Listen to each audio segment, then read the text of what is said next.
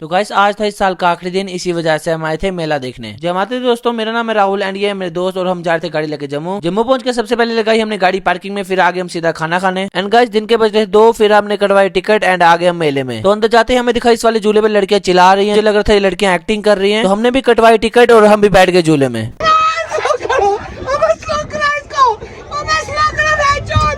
And guys गलती से हम तो बैठ गए थे इस झूले पे, लेकिन आप मत मानना। फिर आगे हम इस वाले झूले पे।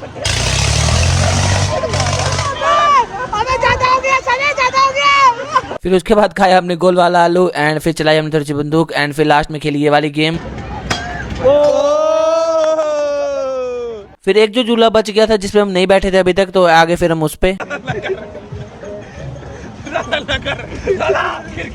फिर झूले में बैठ के खेली हमने थोड़ी सी गेम एंड फिर उतर गए झूले से। फिर उसके बाद निकल जाते हैं घर के लिए। एंड गाइस आज था 31 दिसंबर, इसलिए थोड़ा सा एंजॉय करने आए थे। एंड हैप्पी न्यू ईयर सबको, एंड मिलते हैं किसी नेक्स्ट मेन्यू व्लॉग में। तब तक के लिए बाय बाय, टेक केयर, जय श्री राम, जय माता दी।